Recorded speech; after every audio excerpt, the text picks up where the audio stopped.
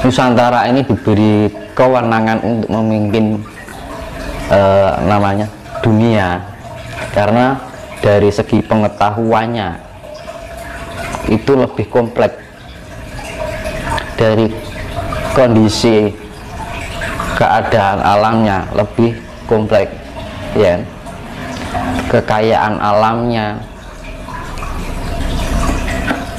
Bahkan Nusantara itu ibaratnya itu pusare bumi, udel lah yang Jawa. Nah, jadi kalau kita ini besok itu peradaban dunia itu sudah tidak mencerminkan yang namanya bangsa ini, bangsa itu, negara ini, negara itu, kerajaan ini, kerajaan itu, sudah enggak lagi. Karena zaman besok itu bukan lagi zaman perang. Jangan kita menerapkan peradaban dunia ini diibaratkan seperti zaman perang dahulu. Merdeka, merdeka. Loh, semua itu ciptaan Tuhan gitu loh, bukan zaman perang lagi. Itulah hakikat peradaban dunia. Kita bukan untuk antara menang dan kalah, tapi bagaimana dunia ini tercipta kesetaraan. Ya, namanya adil itu sifatnya kesetaraan. Jadi jenenge wong ibaratnya pemimpin ya, kan ibaratnya kan Nusantara ini akan menjadi pemimpin dari segala bangsa di dunia. Nah, modelnya jadi wong pemimpin itu apa? Satu, pengayom, ya kan, memberikan suatu keadilan, ya kan? Memberikan contoh yang baik, tidak merasa kuasa, ya, memberikan contoh, memberikan tuntunan yang baik, bukan untuk menindas, bukan merasa hebat, tidak merasa diri hebat, ya kan. Justru kita diberikan kepercayaan itu, yang perlu kita lakukan bahwa kita justru mempunyai tanggung jawab yang sangat besar. Apakah salah satu upaya atau syarat atau langkah-langkah agar Nusantara ini terwujud menjadi menuju keluar dunia itu termasuk bangkitnya ajaran Budi, Mas? Nah itu jadi yang saya tadi bilang, apa tadi, budi pekerti ya. Pengetahuan orang Jawa itu lebih kompleks, lebih fleksibel, dan sifatnya universal. Gitu. Orang Jawa itu pengetahuannya lebih, saya gini, orang Jawa mengajarkan tentang tata krama, ya kan. Dari segi bahasa aja, bahasa krama halus, krama inggih, basa Jawa kawi, macam-macam. Itu dari segi bahasa. Dari cara memanggil orang tua dengan anak muda beda. Mas, Pak, ya kan, Mbak, ya kan, Iya. Om, anu. Ibarat kita ke lebih tua manggilnya Mas, manggil anu di luar negeri kan nggak ada. Itu dari cara memanggil itu sudah tahu bagaimana cara menghargai dan menghormati seseorang. Nah, istilahnya cara basa niki tepo saliro. Kita lebih bisa memahami orang lain dan menghargai orang lain dan menghormati orang lain. Walaupun itu anak kecil dipanggil Dik. Nah, wong Jawa kan ngono. Nek wong luar negeri kan celuk jenenge, ya toh. Itu dari segi bahasa. Iya, betul. Terus secara Jawa itu sebenarnya leluhurnya masih ada lagi. Maksudnya masih ada lagi gimana? Jadi Jawa ini leluhurnya tuh ada yang lebih hebat lagi daripada Jawa itu sendiri. Leluhur Jawa, masih ada yang lebih hebat lagi dari orang Jawa yang sekarang. Iya. Kuwi Jawa saya enak sing ngungkuli, Mas. Nah itu. Dan ini sisa-sisa Jawa itu. Sisa-sisa dari Lemuria. Nah, Nusantara ini sisa-sisa dari Lemuria yang apa, peninggalan Lemuria yang tersisa gitu. Terus gini Mas Dinus, Mas Dinus kan selaku spiritualis muda, apa yang bisa Mas Dinus sampaikan kepada kita ini kan kaum milenial, agar bisa intinya mendukung, support supaya apa yang dicita-citakan bangsa ini tercapai. Misalkan satu contoh, Indonesia menjadi mercusuar dunia, terus bagaimana ajaran mempersiapkan Jawa Bang itu, bagaimana Mas Dinus, apa pesan Mas Dinus buat kaum milenial lagi sekarang ini? Jadi kita belajar dari leluhur kita juga ya. Leluhur itu juga penting, dari adat istiadatnya, budaya, dan digabungkan dengan pengetahuan-pengetahuan yang sekarang yang sifatnya ilmiah. Syukur-syukur bisa mempelajari tentang sains gitu. Jadi dasar utama kita latih meditasi dulu, ya kan, itu dasar awal ya. Sering-sering melek bengi, mandi malam, meditasi, itu nanti terarah dengan sendirinya dulu. Nah, makanya itu apa tuh fungsinya meditasi? Agar kita terbangunkan potensial energi di dalam diri kita meningkat, akhirnya kita bisa juga meningkatkan tingkat kesadaran diri kita sendiri.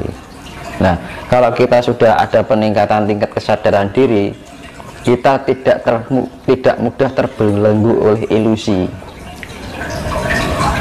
Karena ilusi itu, kita bisa mengetahui ilusi ketika kita mempunyai tingkat kesadaran cipta. Kesadaran juga kecerdasan. Yang saya bilang dulu adalah IQ. Ya. Terus kesadaran rasa juga kecerdasan rasa, yaitu SQ. Nah, akhirnya kesadaran EQ, emosional, dan kecerdasan emosional.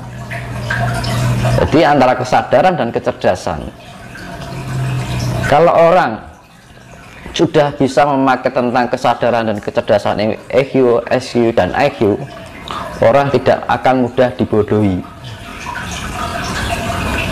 Ya, sifatnya dibodohi ini. Kamu diberi misalkan diberi pengetahuan ini.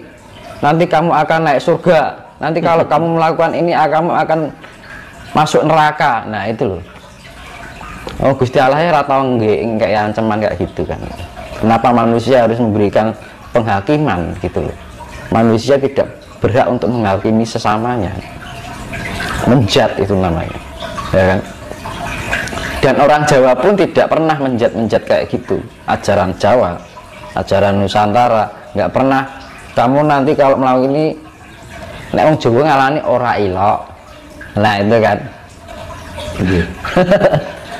Perkara itu dosa, itu surga neraka itu bukan urusan manusia.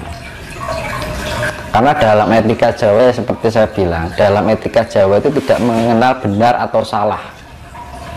Tapi orang yang tidak, orang yang masih perilakunya masih merugikan orang lain dianggap orang yang belum mengerti, belum paham, gitu kan.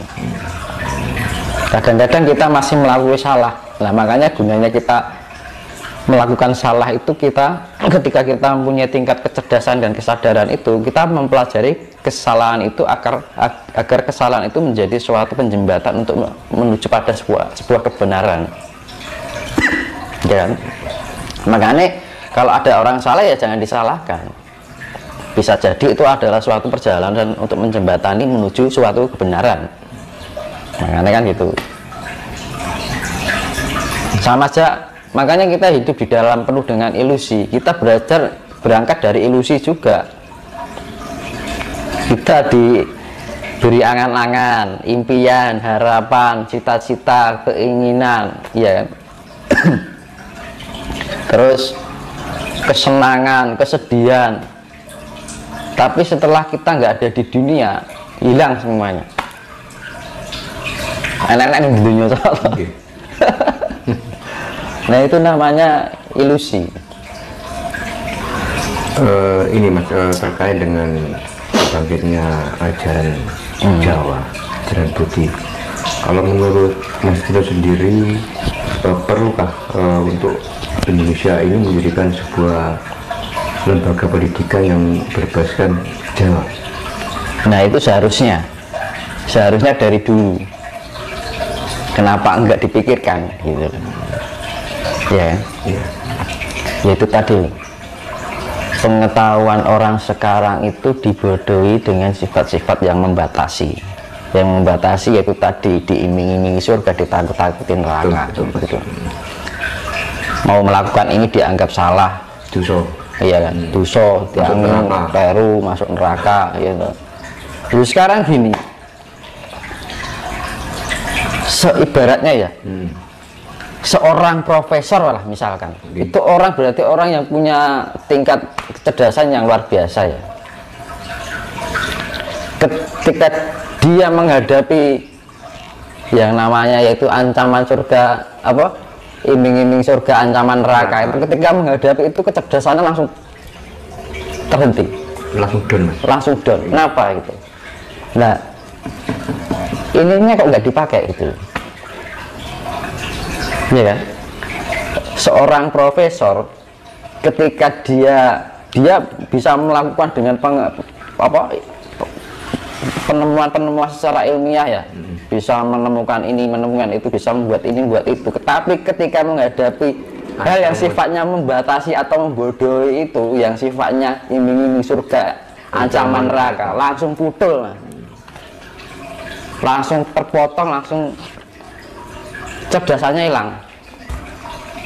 Nah itu, makanya intelektual tanpa diimbangi dengan kecerdasan dan kesadaran spiritual itu akan juga bodoh. Kecerdasan spiritual dan kesadaran spiritual tanpa diimbangi kecerdasan ini juga akhirnya apa? Timbul kefanatikan. Ya, akhirnya gitu loh. Rumoso bener, rumoso apik, rumoso suci, liyane salah. Justru orang Jawa itu tidak pernah, ajaran Jawa itu menyalahkan orang lain dan menganggap diri merasa benar. Wong Jawa itu diajari lembah manah rendah hati ya. Ya, dasarnya lembah manah, alon-alon waton kelakon, ya kan. Pelan-pelan asal tersampaikan. Sekarang apa? Ambisi yang berjalan. Alon-alon remuk, rentok apa-apa. Nah itu budaya dari mana? Jawa dari itu Jawane wis hilang. Ya. Seperti kasus kemarin Mas, orang Jawa dikatakan salah satu ustadz atau ulama bahwa orang Jawa itu menyembah pohon.